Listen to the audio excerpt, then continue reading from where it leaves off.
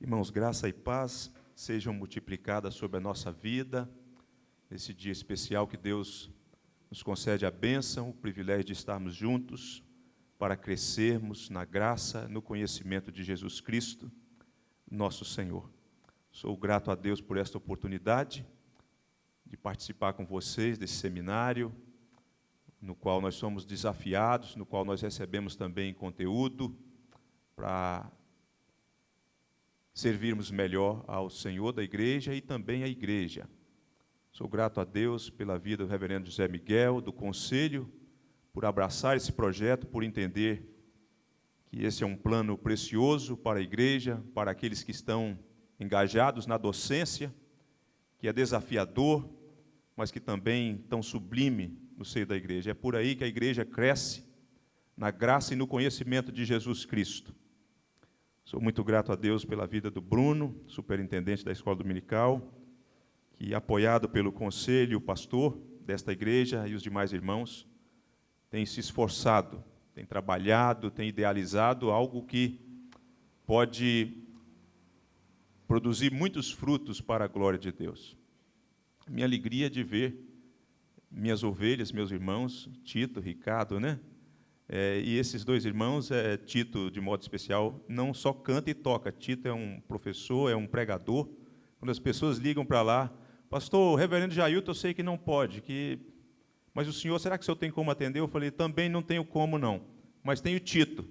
Está aqui o telefone dele. Eles ligam, né, e em alguns momentos se acertam lá com Tito, e Tito atende. Tito é um pregador também do Evangelho, o Ricardo também. Então, esses irmãos são preciosos, com os quais eu tenho tido o privilégio de crescer, e de alguma forma contribuir também com o crescimento deles. Registrar também a presença do reverendo Valério, aquela coisinha linda ali, é meu cunhado, né? Porque a graça se manifesta de uma maneira surpreendente, né? Essas coisas é coisa da graça de Deus. Eu quero convidar você a abrir a palavra de Deus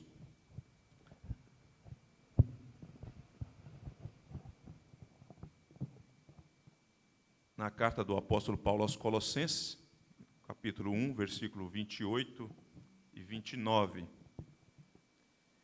E antes de ler o texto, quando o Bruno e o Leandro me convidaram para participar desse seminário e me deram um tema para abordar, é um tema que versa sobre este livro. Então, eu desde já quero dizer que aqueles irmãos que já leram esse livro, que já conhecem este livro, tenham paciência. Eu não vou trabalhar todas as leis que estão aqui no livro, eu pretendo abordar apenas uma lei, porque para abordar, exaurir esse livro, nós precisaríamos de um seminário inteiro. É um livro que eu recomendo, eu acho que ele não foi reeditado, mas parece-me que ele encontra para ser baixado gratuitamente, sem nenhum problema com a lei, parece que é legal baixá-lo. Então, caso você tenha interesse de olhar, eu acho que vale muito a pena também.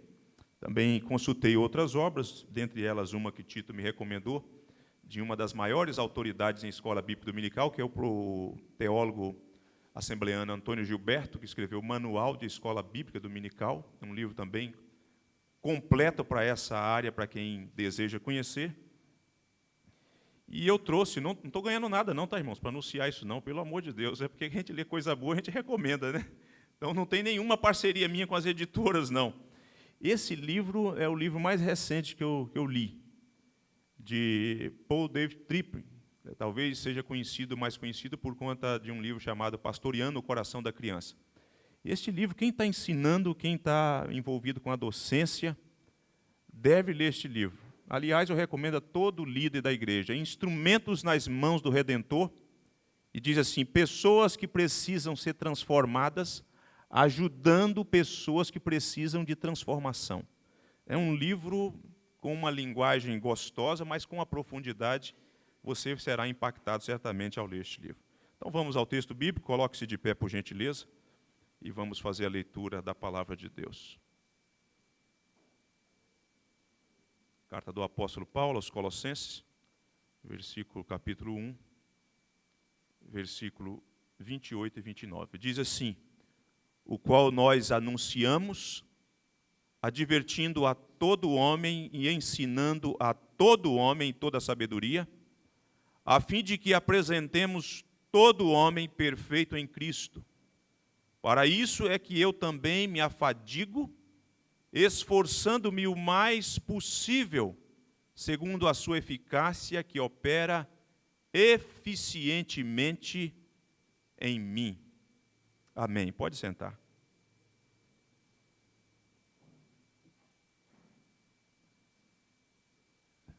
Quando a gente lê estes versos do apóstolo Paulo nessa carta, a gente vai perceber, no meu entendimento, que você tem aqui, nesses dois versos, o conteúdo, o qual nós ensinamos e está linkado ao verso que vem anterior, Cristo, a esperança. Então você tem o conteúdo, você tem a metodologia ensinando, advertindo, né? Anunciando, ensinando, ou anunciando, advertindo e ensinando. Você tem o alvo é todo homem indistintamente. Você tem a finalidade é apresentar estes homens, tais homens, perfeito a Cristo. A meu ver, esse conceito tem a ver para expressar o aspecto da maturidade cristã. E você tem, no final desse texto, deste capítulo, que para fazer isso, para dar conta desse exercício, dessa docência, apresentando um conteúdo por meio de uma metodologia, tendo um alvo, tendo uma finalidade, você precisa trabalhar. Trabalhar duro, trabalhar muito, se esforçar, se dedicar. Não pode cruzar os braços, porque o conhecimento não virá por osmose. É preciso se afadigar, se esforçar, para então ir juntamente, melhor dizendo, com a eficácia que opera, então o êxito seja alcançado. É dentro desse viés que nós vamos caminhar, trabalhando esse tema, olhando esse livro e finalizando com a aplicação deste texto. Então, vamos aí caminhar então trabalhando esse tema.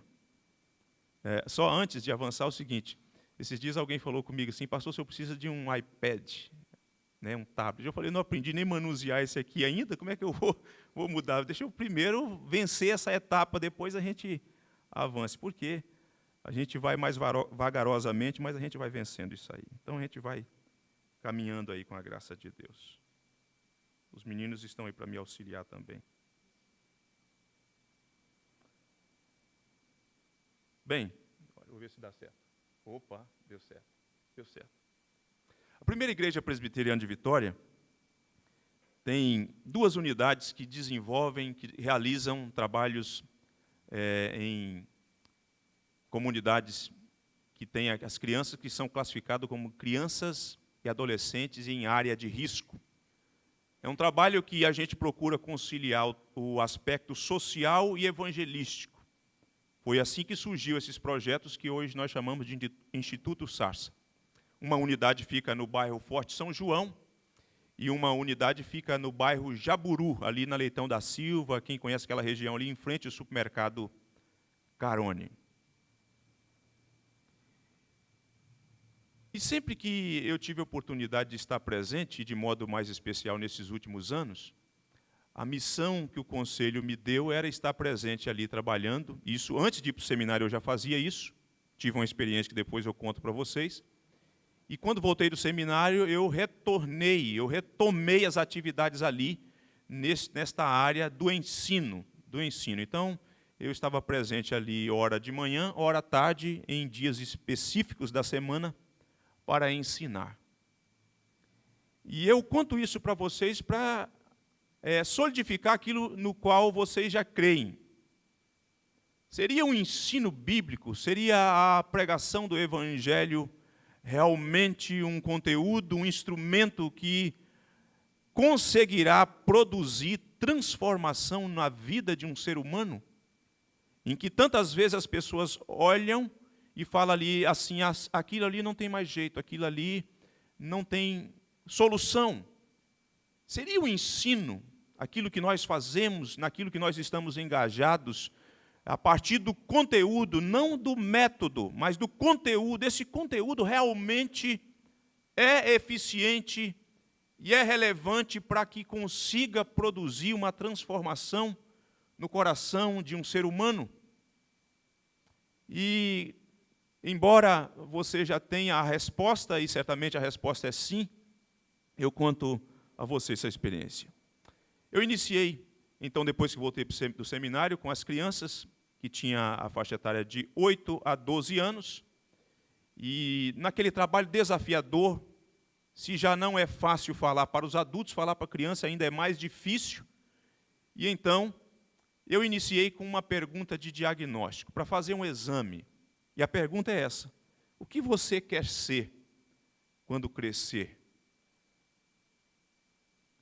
E talvez você, que está distante daquela realidade social, talvez imaginasse que diante daquele quadro, quando então, dentro de um contexto social, aquelas crianças estão excluídas, estão à margem da sociedade e são privadas de alguns privilégios que outras crianças têm, talvez você dissesse, certamente elas devem ter alguns sonhos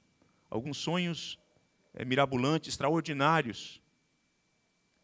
E quando eu comecei a ouvir aquelas crianças, a vontade que eu tinha era de chorar.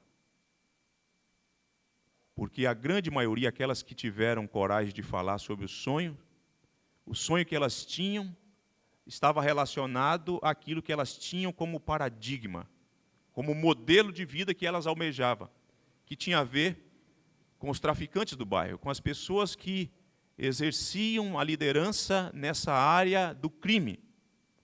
E elas falavam, e algumas falavam rindo, que queria ser como aquela pessoa que estava exercendo aquela liderança no bairro. Gostaria de ter as mesmas armas, gostariam de ter o mesmo poder, gostaria de ter os mesmos tênis, porque eles têm tênis de marca e tênis caros. E aquilo, então, o referencial para aquelas crianças era aquele tipo de pessoa, o sonho.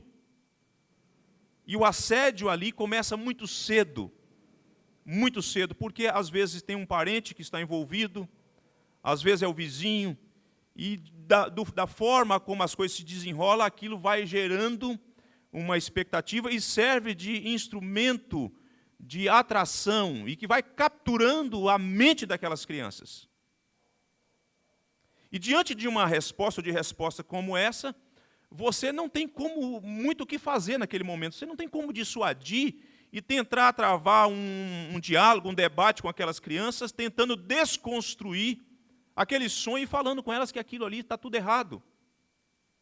Você fica como que mobilizado, você fica neutralizado, você fica sem ação, sem saber o que fazer. E depois de ouvi-las, encerrei, a vontade de sair de lá era a vontade de sair correndo, desesperado. Cheguei em casa com a cara de apavorado. Minha esposa percebeu logo e eu contei para ela, falei, olha, eu acho que eu vou chegar para o conselho e vou falar que não é para mim, que não dá, eu não dou conta de trabalhar isso. E orei para voltar na semana seguinte. E falei, eu vou iniciar o meu ensino no Evangelho de João, com essas crianças. E vou trabalhar 3 premissas com elas. E vou elaborar perguntas. E para aquelas que sabem ler, eu vou fazer um pouquinho de uma fala, uma espécie de um sermão de 5 minutos.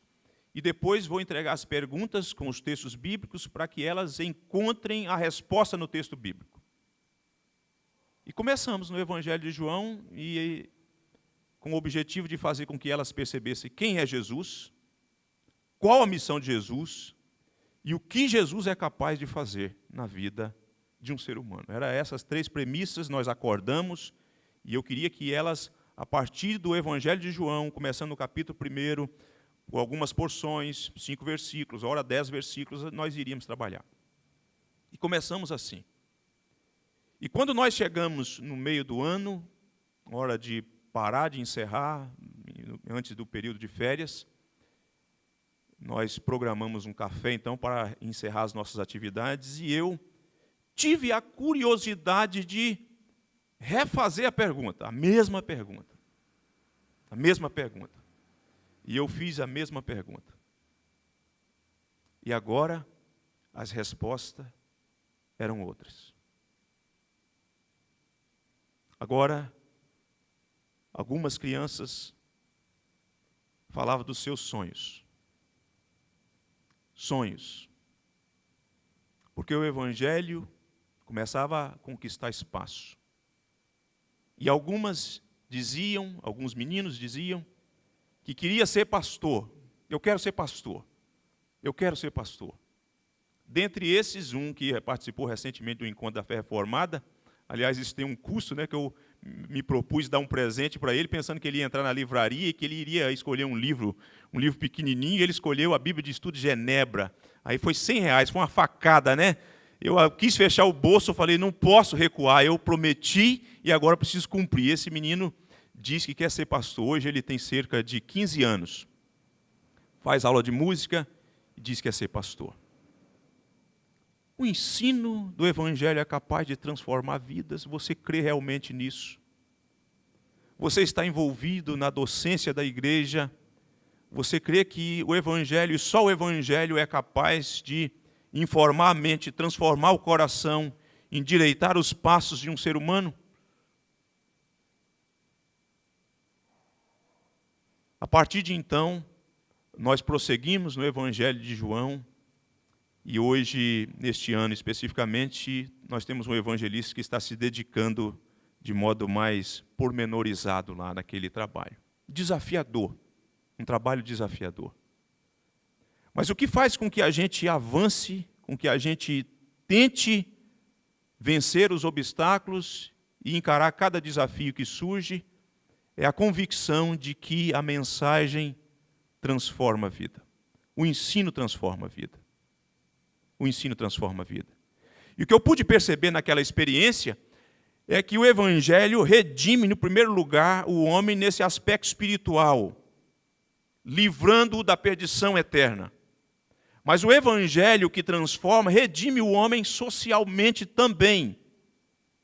Ele passa a perceber o valor que ele tem dentro dessa relação com Deus e que se desenvolve em Jesus Cristo a partir da Escritura Sagrada. E por que eu começo com essa história? E só para diagnosticar, quantos aqui estão envolvidos com a docência? Estão ensinando na igreja, de alguma forma, participam, né? Pode baixar a sua mão. Eu começo com essa pergunta e contando essa experiência, porque é importante que o professor descubra aonde o seu aluno ou sua aluna se encontra.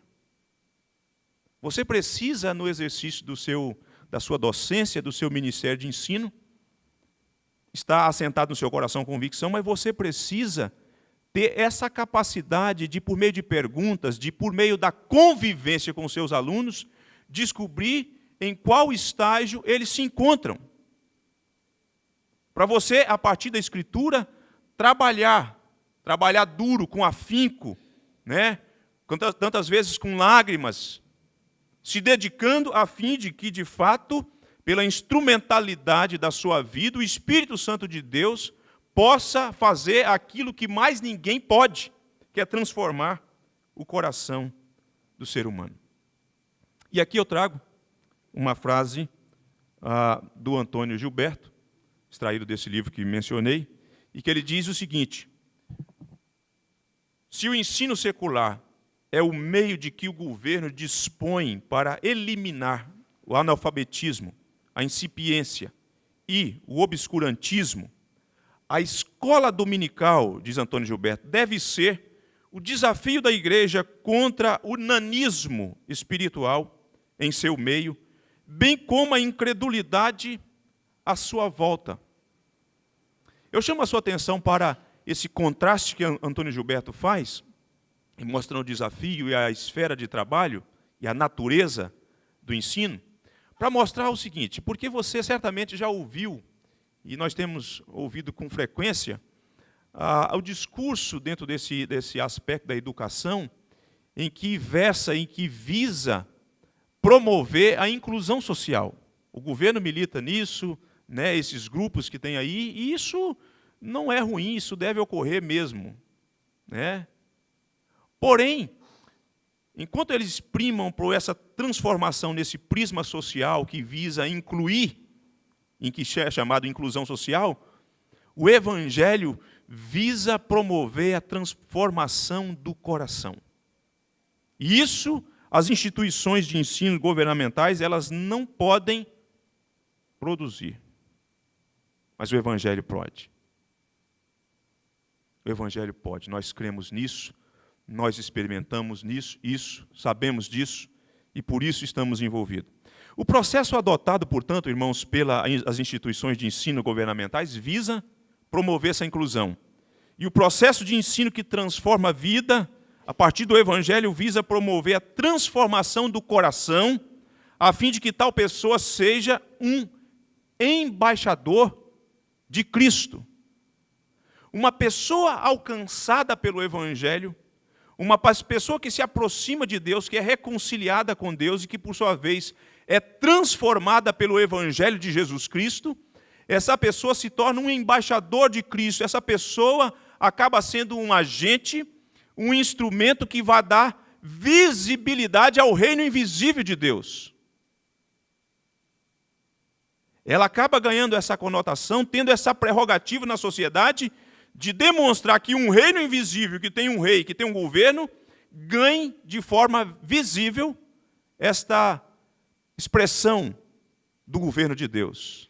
E isso ocorre quando as pessoas são transformadas pelo ensino. O processo do qual pretendemos falar considera, portanto, dentro desse prisma, leis e princípios em que nós já havíamos falado que nós iríamos abordar apenas um a partir deste livro, que é a lei do professor, o princípio do professor.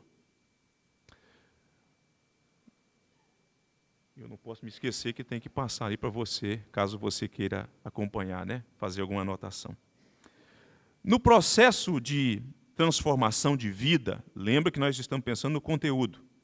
O professor é um instrumento usado por Deus. Deus usa a gente para fazer parte desse processo, né? Ele vai na ação da sua graça, do seu amor, do seu poder, usando pessoas frágeis, pessoas com limitações, a fim de que outras pessoas sejam transformadas e alcançadas. Deus decidiu incluir nesse processo, como veículo para realizar essa transformação de vida, a pessoa humana. Dessas muitas pessoas, eu e você, nós fazemos parte. Porém, irmãos, que tipo de professor poderá impedir que essas transformações ocorram dentro desse prisma da responsabilidade do exercício? Um tipo de professor, alguns nós poderíamos elencar, é o professor autoritário.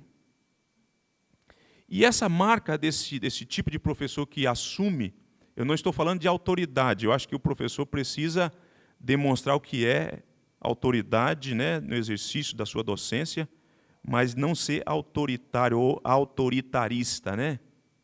E é muito visto esse tipo, porque ele acaba tolhindo e bloqueando, colocando uma mordaça no aluno e impedindo que algum progresso seja alcançado. Na verdade, ele amedronta o aluno. Ele amedronta o aluno. E, às vezes, esse tipo de professor, em algumas vezes, com raríssimas exceções, esse tipo de comportamento ocorre por conta da falta de conteúdo. Então, é preciso gritar. É preciso gritar para ver se escuta, né? E vai imprimindo, então, esse modelo de professor, e isso impede. Um outro tipo de professor que nós não podemos ser é o grande professor, aquele que chega na sala, o aluno olha para ele e o aluno se sente diante do gigante um gafanhoto. Uma coisa tão pequena. E esse tipo de professor, ele é o tipo que ele trabalha mais a transmissão de conceitos e, às vezes, nem alcança e nem é assimilado. Não que os conceitos não sejam importantes, os conceitos são importantes, nós precisamos usá-los. Mas, às vezes, a coisa fica tão distante e ele passa uma ideia da sua grandeza que acaba ofuscando, impedindo o aluno de ver a grandeza de Deus e do Evangelho de Deus.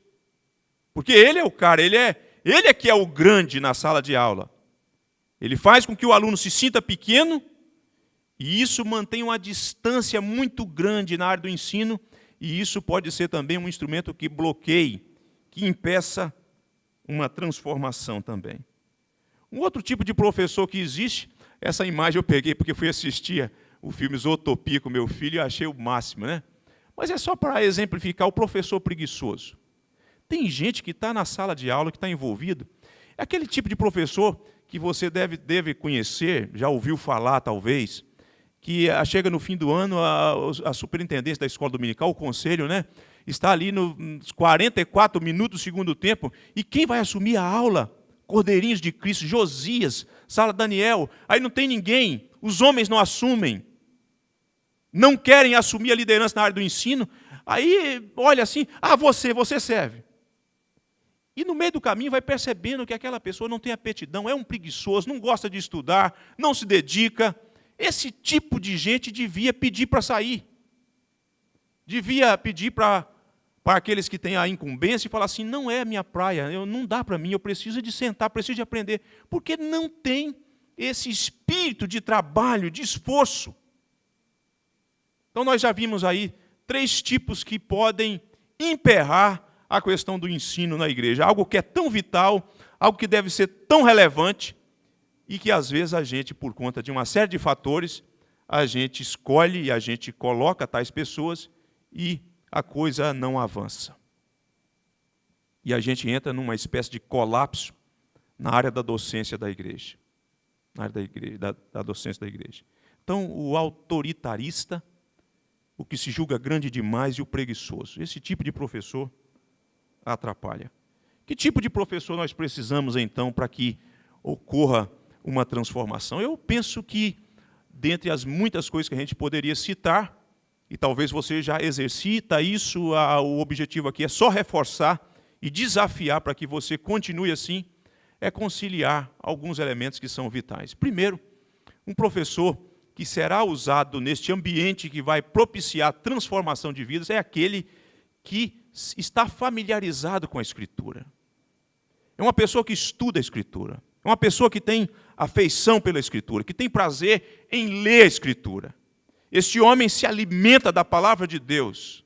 Ele entende que essa transformação só ocorrerá a partir da instrumentalidade da palavra de Deus. E essa consciência, portanto, leva este professor ou professora a buscar cada vez mais, a ler cada vez mais, a ter uma visão geral do todo, da revelação da Escritura que Deus fez de si mesmo, para partilhar com os seus alunos aquilo que ele tem aprendido. Eu fico, irmãos, assim, estarrecidos quando converso com alguém que está envolvido com a docência, em que eu faço a pergunta, se já leu pelo menos uma vez a Escritura inteira, e a pessoa diz, não li não, pastor, ainda não li não.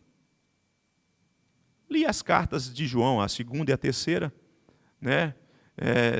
Li os primeiros capítulos de João, os salmos, quase todo crente já leu os salmos, né? Li os salmos, alguns provérbios, mas pastor, não é minha praia não. Aqueles livros históricos, aqueles primeiros livros então da Bíblia, aqueles primeiros 5, o Gênesis eu vou bem. Mas quando passa Êxodo, que vai adentrando Levítico, Números, aí não dá, pastor, não dá aquele monte de repetição sobre sacrifício disso, sacrifício daquilo outro, aquelas genealogias, pastor, que nomes estranhos, não dá não. Irmãos, eu penso que esse tipo precisa parar para aprender primeiro, para se familiarizar com a Escritura primeiro, para depois ir para a sala de aula. Ter uma visão do todo da Escritura. Amar a Escritura, ter prazer na Escritura, ler a Escritura, para ensinar. Juntamente com a leitura, com o apreço, com o apego à Escritura, à Palavra de Deus, essa pessoa precisa cultivar, atrelar a este conhecimento, a este estudo, vida de oração. O professor precisa ser uma pessoa que ore, que reconheça a sua fragilidade, que saiba que, sem o poder de Deus, sem a graça de Deus, embora tendo conhecimento da Escritura, não é possível alcançar êxito. Os nossos alunos precisam perceber que existe em nós, que estamos envolvidos com a docência, conhecimento bíblico e piedade. Que nós somos pessoas da Escritura, mas pessoas também de joelho, pessoas que leem a Escritura, que ensinam e que oram a Deus. E, em terceiro lugar, precisa ser uma pessoa que tenha interesse em estudar, ler obras que versam sobre o assunto, saber o que fulano disse. Hoje em dia, tem um arsenal, tem uma multidão de instrumentos nesta área do ensino. Nessa área do ensino.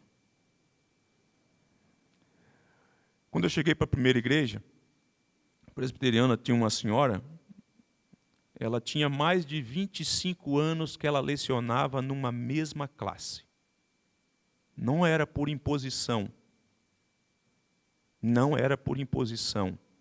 Não era por força familiar. Você sabe aquelas igrejas que tem, algumas igrejas que tem uma família que é forte e algumas pessoas ocupam determinados cargos porque existe uma força familiar.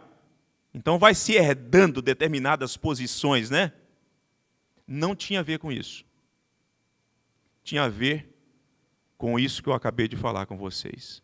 Sabe qual era a classe mais frequentada dela, da primeira igreja? Não era a classe de Hernandes. E todo mundo ama ouvir Hernandes, né? Hernandes é meu pai espiritual, eu o amo. Eu gosto de ouvi-lo. Acho que talvez poucas pessoas não gostem de ouvi-lo, né? O pastor Hernandes é um ensinador. Mas a sala daquela irmã era a sala mais frequentada. Mais de 25 anos. Mas você ia na casa dela, ela tinha uma biblioteca, ela tinha dicionário de teologia, dicionário bíblico, atlas, mapa. Ela preparava a aula dela, levava o mapa para a sala de aula, fixava o mapa, falava, olha, Israel saiu daqui no Êxodo e ia trilhando aquilo tudo, e o povo ia caminhando com ela. Mais de 25 anos, trabalhando na mesma sala, ensinando as mesmas verdades, repetindo. Ela ia, chegava lá na frente, terminava o Apocalipse, voltava no Gênesis novamente, e as pessoas estavam ali.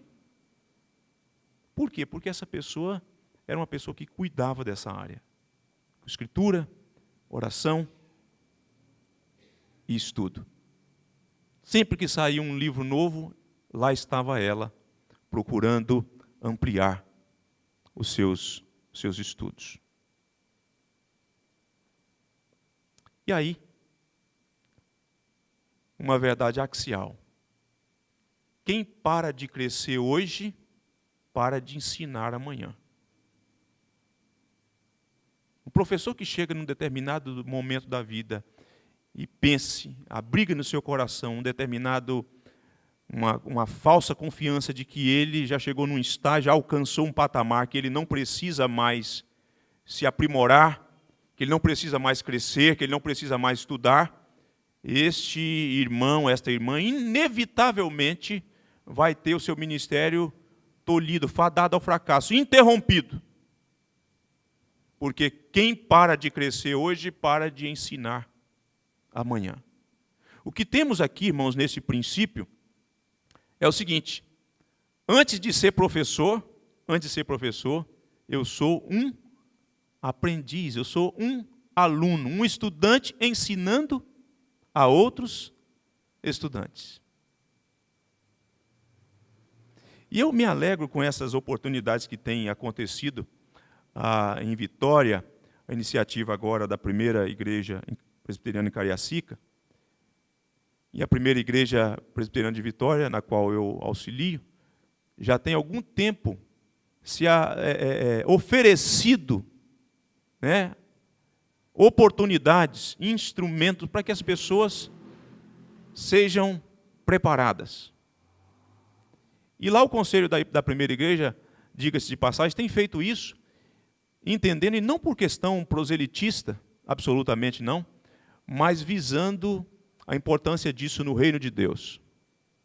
É sabido também pelos irmãos, ou pela maioria dos irmãos que aqui estão, que o presbitério do qual esta igreja pertence também tem hoje um instituto bíblico, que, se não estou enganado, funciona na igreja presbiteriana Jardim América. Então as oportunidades estão aí. Quem deseja crescer, quem deseja se aprimorar, quem deseja fazer com excelência a docência, almejando promover a transformação da vida, as ferramentas estão aí. As oportunidades estão aí. Dá para você se programar, dá para você colocar na sua agenda, dá para você, de alguma forma, participar, se não de todos, De alguns, pelo menos. Quem será beneficiado? Primeiro você, depois aquelas pessoas que te ouvem. Você, então, portanto, é um aluno. Dentro disso, o que a gente pode destacar ainda? O professor que ensina com eficiência é o mesmo que tem interesse em aprender. Ele não fica parado no tempo, ele não cruza os braços. O tempo todo, ele está desejoso. Ele entende a importância disso, ele almeja isso, e ele quer partilhar isso com os outros. De sorte que o ensino que transforma a vida é aquele cujo professor trabalha com afinco, a fim de apresentar um conteúdo sólido e relevante para o seu aluno. E aí uma história, para a gente entender como é que isso funciona. Uma professora de 83 anos. A igreja dessa professora tinha 65 alunos matriculados na escola bíblica dominical. Dos 65, 13 alunos eram da sua classe, na faixa etária de 12 a 14 anos. Ela viajou de ônibus uma noite inteira para participar de um congresso de escola bíblica dominical. Durante o intervalo do congresso, um palestrante foi tomar um café na lanchonete e sentou-se com ela e conversou com ela e procurou conhecê-la e ficou impactado pela experiência daquela mulher, já com 83 anos, que tinha encarado um desafio de viajar a noite inteira de ônibus, e eu imagino que não deve ser confortável, uma noite inteira para uma pessoa nessa idade, para participar de um congresso. Ele queria saber qual era a razão, por que ela estava ali. E ela disse, eu quero aprender mais para ensinar melhor. Eu quero aprender mais para ensinar melhor.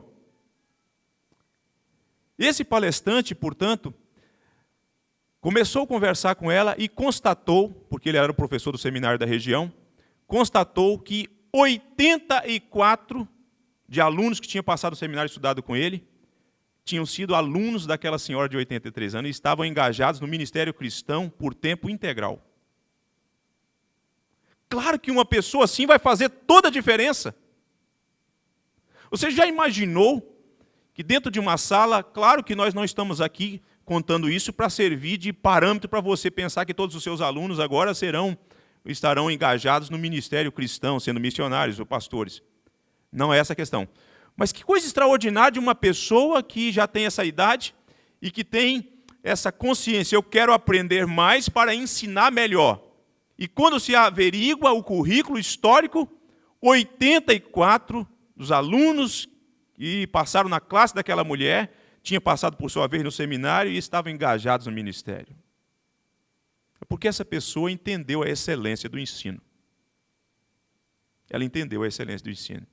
Ninguém, irmãos, a frase aí do nosso mentor aqui nessa jornada, nessa palestra, ninguém consegue ser um bom comunicador a partir de um arquivo intelectual vazio. Não podemos passar a outros aquilo que não possuímos. Você já percebeu o professor que chega na sala e comenta os mesmos assuntos? Porque a cachola está vazia. Não tem como transmitir para outros aquilo que ele não tem. E logo, um recipiente vazio vai ser percebido por aqueles que estão assistindo, por aqueles que estão participando. Né? A transformação do aluno depende também do crescimento intelectual e espiritual do professor.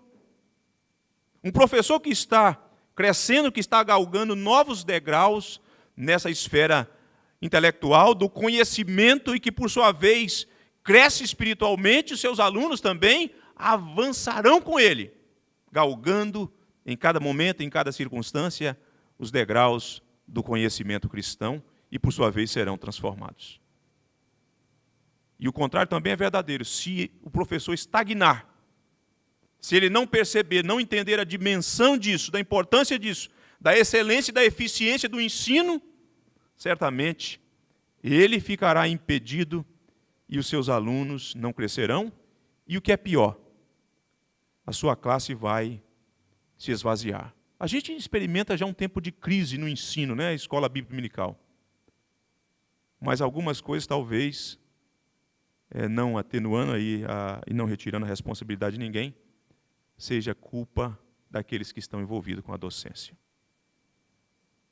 Porque pense comigo, com as transformações que têm ocorrido, históricas e sociais, com essa gama de informação numa velocidade incrível, né, que ocorre, se o professor não se prepara, o aluno fica realmente desmotivado. Já tem uma série de fatores que vêm minando este elemento, né, da responsabilidade, da participação, do envolvimento.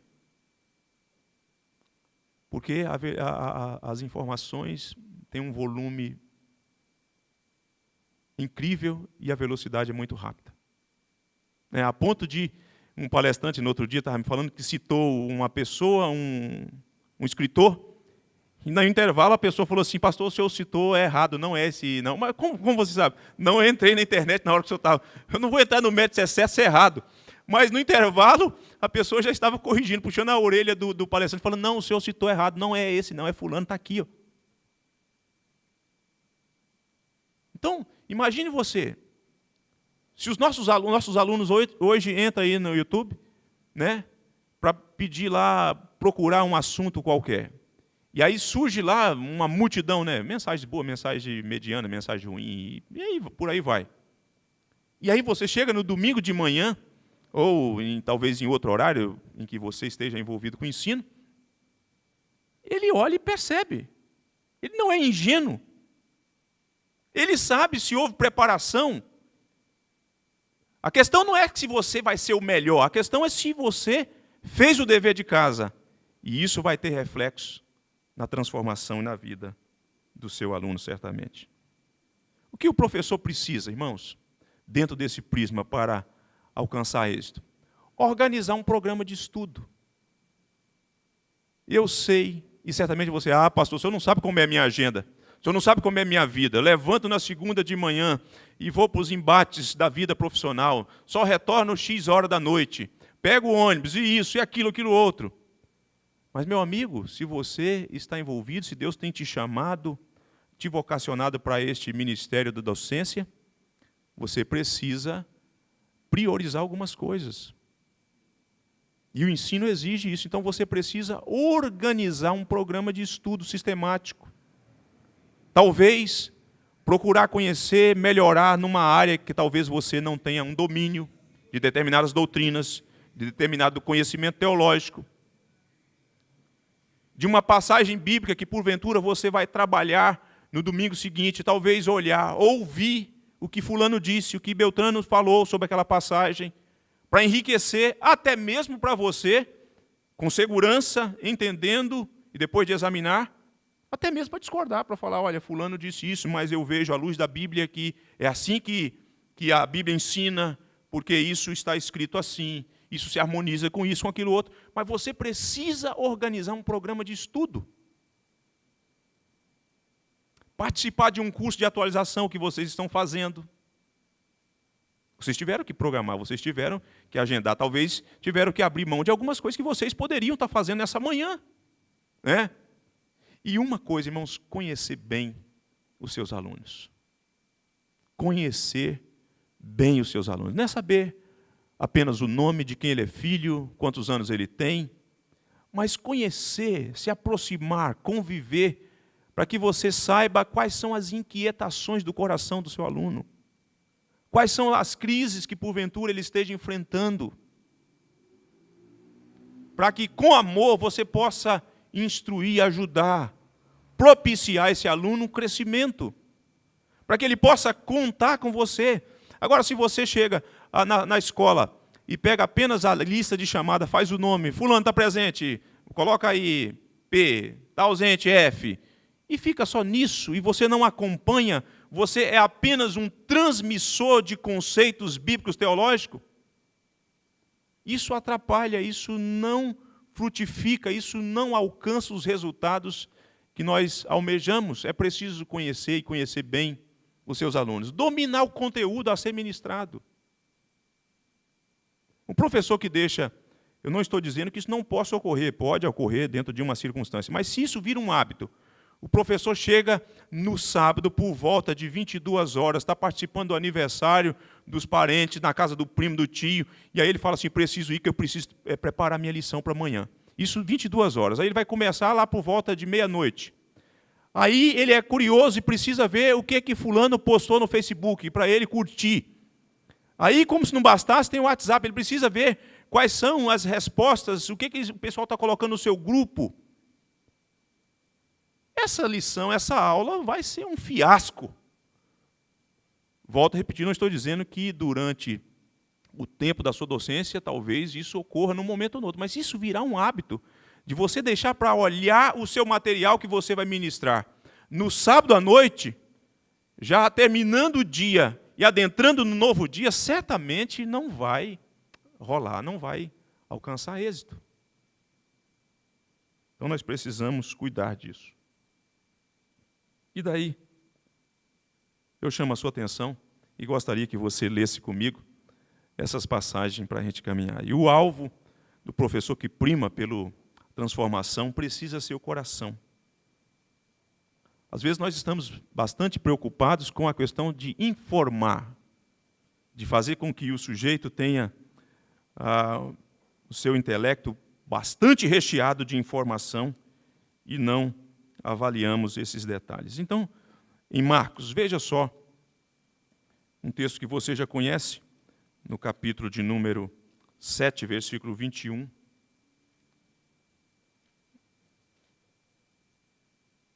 A 23, diz assim, porque de dentro do coração dos homens é que procede os maus desígnios, a prostituição, os furtos, os homicídios, os adultérios, a avareza, as malícias, o dolo, a lascívia, a inveja, a blasfêmia, a soberba, a loucura. Ora, todos estes males vêm de dentro e contaminam o homem. Agora veja a metáfora que Cristo usa para mostrar como que é importante trabalhar isso. Agora em Lucas, capítulo 6, versículo 43 a 45, diz assim, não há árvore boa que dê maus frutos, nem tampouco árvore má que dê bom fruto. Porquanto cada árvore é conhecida pelo seu próprio fruto, porque não se colhem figos de espinheiros, nem dos abrolhos se vidimam uvas. O homem bom do bom tesouro do coração tira o bem, e o mal do mau tesouro tira o mal, porque a boca fala do que está cheia o coração. Olha só a metáfora que Cristo usa para mostrar que o alvo a ser trabalhado, a ser tratado, é o coração. Essa sede, esse recipiente, esse vaso, onde fabrica tudo isso e que precisa de transformação. E por que estou abordando e citando esse texto? Porque tantas vezes nós, nessa esfera do ensino, e conhecendo os nossos alunos de alguma forma e alguns dos seus comportamentos, dos seus hábitos, a gente mira o comportamento. A gente quer tratar o comportamento e atacamos com toda a veemência, com toda a nossa força, o aspecto externo. E onde é mesmo a fonte geradora, não é tratada. Então, aqueles que ensinam precisam atentar para isso.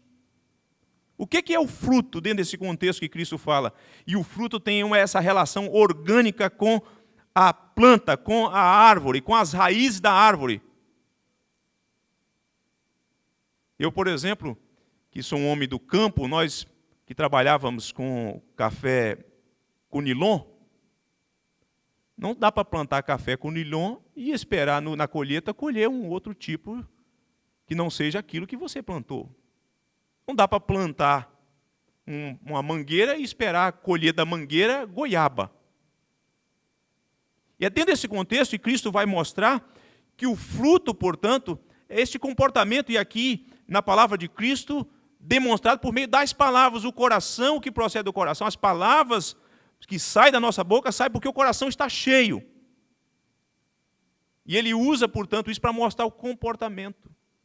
A gente lida com as pessoas e a gente, de alguma forma, em alguma medida, percebe que alguns hábitos, que alguns comportamentos precisam ser transformados. E a partir disso, do diagnóstico, dessa percepção, a gente precisa tratar com a Escritura, mas tratar o coração. E ninguém está isento disso. Lembra que do autor que eu falei? Pessoas que precisam ser transformadas, ajudando outras a serem transformadas. Então, o que precisa tratar? As folhas da árvore? O que precisa tratar? As folhas ou as raízes? Tem que tocar lá no cerne.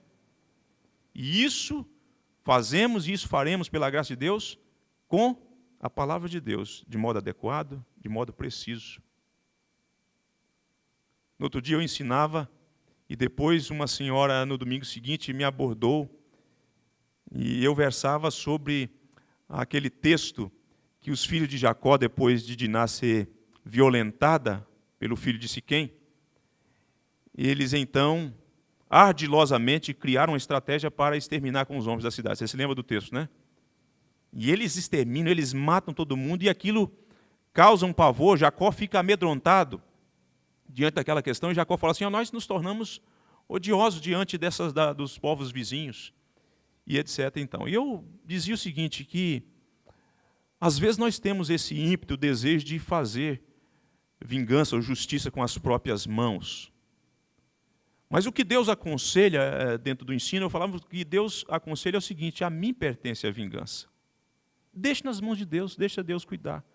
E ela então dizia: pastor, enquanto o senhor ensinava, aquele texto alcançou meu coração, e eu que estava decidida a fazer aquilo que eu achava que seria correto, que era promover a vingança diante de uma situação, a palavra de Deus tocou meu coração, mudou as minhas disposições, e eu tomei outra decisão, fiz outra escolha. Vou deixar nas mãos de Deus. É o coração que precisa ser tratado. Claro que nesse tratamento, nessa transformação, envolve a informação da palavra de Deus, do Evangelho de Cristo. E ele, e apenas ele, pode tocar no cerne da questão e promover essa restauração.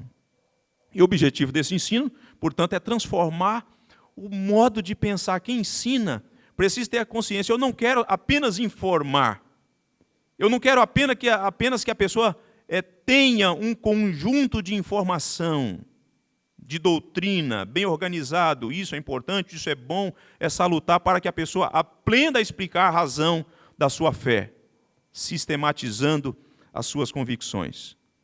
Mas isso prima, além de tudo, promover a transformação do intelecto.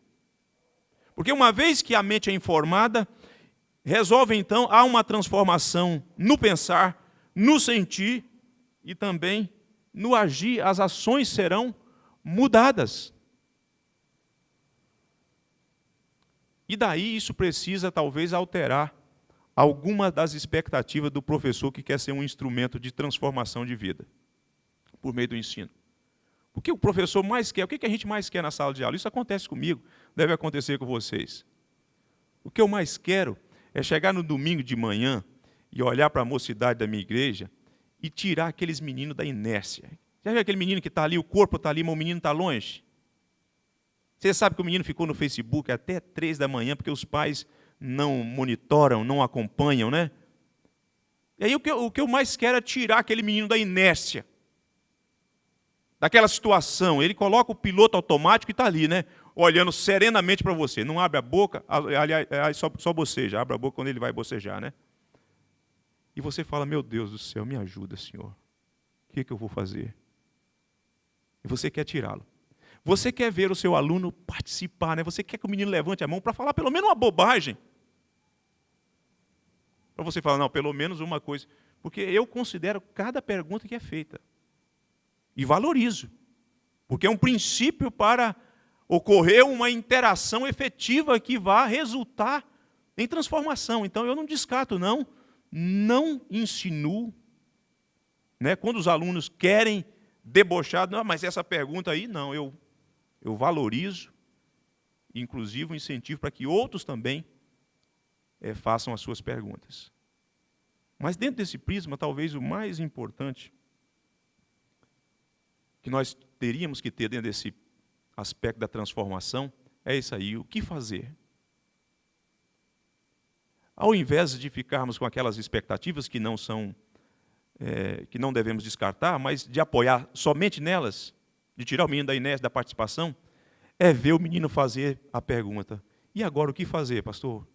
Como fazer? Fui informado. Isso faz sentido, mas agora como canalizar? Lembra quando Pedro está pregando em Atos, a primeira mensagem, depois do Pentecoste, Pedro prega, Pedro organiza e vá trabalhando a mensagem profética, especialmente de Joel, e vai trabalhando, e quando Pedro termina, o que eles falam? O que faremos? É isso que o professor precisa ter essa experiência.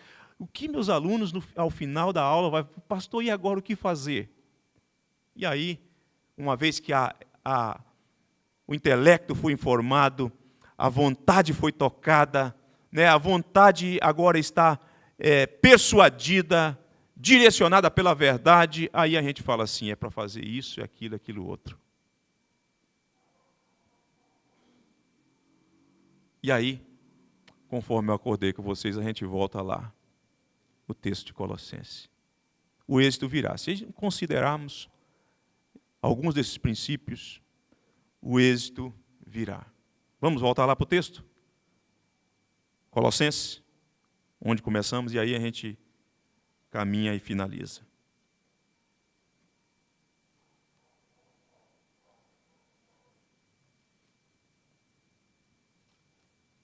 O texto, então, o êxito virá dentro desse prisma, dessa lei do professor, da dedicação, do envolvimento. E diz assim a palavra de Deus: o qual nós anunciamos, advertindo a todo homem, ensinando a todo homem toda a sabedoria, a fim de que apresentemos todo homem perfeito em Cristo. Para isso é que eu também me afadigo, esforçando-me o mais possível, segundo a sua eficácia, que opera eficientemente em mim. Quando o êxito virá? Quando alcançaremos sucesso nessa jornada? Quando o nosso ensino estiver repleto de Cristo. Cristo deve ser o cerne do nosso ensino. Vejam que Paulo, antes de falar da metodologia, antes de falar do alvo, da finalidade, ele faz a conexão do versículo 28 com o versículo anterior, o qual, para falar que a mensagem que ele anuncia, que a mensagem por meio da qual ele adverte, que a mensagem por meio da qual ele ensina, ela tem como essência Cristo. Cristo. Uma mensagem cujo conteúdo tem Cristo, essa mensagem é que será capaz de transformar o coração do homem, de alterar a sua vida, de fazer com ele descubra o verdadeiro sentido da sua existência. O problema é que, às vezes, dentro desse arcabouço de conhecimento, de informação, a gente vem para a escola com alguns elementos, fala assim, hoje eu vou trabalhar a questão motivacional com meus alunos. E aí você tira Cristo do cerne e começa a trabalhar conceitos da psicologia, ora conceito que tem a ver com a questão da moralidade, etc. E Cristo mesmo está distante dali. Está distante dali. Nós, o apóstolo Paulo diz, o que eu estou anunciando é Cristo. A minha docência, o meu ensino, o que eu realizo, antes de valorizar e de escolher metodologia, eu tenho um conteúdo. Charles Spurgeon dizia o seguinte, quando você, falando de pregação, né? Quando você for pregar, certifique que no seu sermão tem Cristo, muito de Cristo, só Cristo. Mas isso se aplica na área da docência daqueles que estão envolvidos na escola bíblica dominical.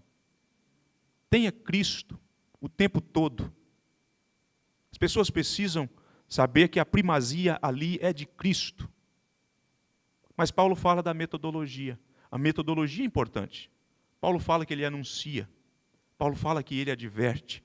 Paulo fala que ele ensina. Ele usa 3 conceitos para falar da metodologia.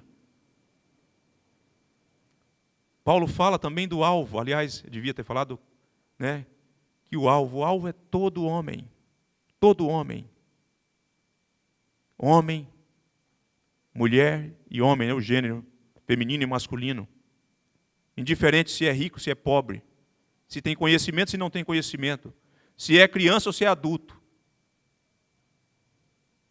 Aliás, recentemente eu ouvi uma história de um professor que estava ensinando para criança, né? E ele, então, queria retirar o elemento extraordinário da intervenção de Deus. Ele versava sobre o Mar Vermelho, né? A travessia do Mar Vermelho. E as crianças ali olhando para o modo como ela contava a história, e ela dizendo então que Faraó e seus soldados estavam no encalço de Israel. Israel estava cercado, o mar estava na frente, não havia então a saída. E de repente as crianças, tia, o que aconteceu, tia? E veio um helicóptero e pegou as crianças. Pelo amor de Deus, né, gente? Aí você vai ter um menino que já cresce negando o extraordinário dos feitos de Deus na história. Então o ensino de Paulo, quando ele fala todo homem, não são apenas os adultos. As crianças precisam ser alvo de um ensino que versa sobre Cristo. Que seja alcançado desde a tenridade por Cristo. E para finalizar, quando isso virá? Quando o nosso labor for assistido pelo poder de Cristo. Lembra dos conceitos que Paulo usa aí? Esforçando, me afadigando, né? E a eficácia que opera em mim eficientemente. É preciso trabalhar, é preciso se dedicar, é preciso se preparar, mas você não pode descansar apenas no seu trabalho. Eu pensar que isso por si só basta. É preciso contar com este poder que energiza, que vitaliza o nosso trabalho e faz com que o êxito venha. Não porque somos bons, mas porque há uma ação, há uma mão invisível operando nos corações e levando-os à transformação. E concluo dizendo o seguinte: qual o ensino que transforma? O ensino que transforma é aquele no qual o professor realmente se dedica, entenda a dimensão da excelência do trabalho, se prepare, que ande com Deus, que cumpra a sua tarefa como que para o Senhor, que descanse nele, mas também é uma pessoa que ama o ensino. Uma mulher com 83 anos que pega um ônibus, que viaja a noite toda para participar de um congresso, é uma pessoa que ama o ensino. É uma pessoa que está ali não por casualidade, não porque foi pega a laço, mas porque entendeu a importância disso. Cremos naquilo que ensinamos? Cremos que a mensagem que temos é eficiente, toda eficiente e suficiente para transformar o coração? Amamos aquilo que fazemos? E a resposta for sim, então dediquemo-nos e façamos com que a glória de Cristo seja conhecida por meio do ensino. Que Deus nos abençoe em nome de Jesus.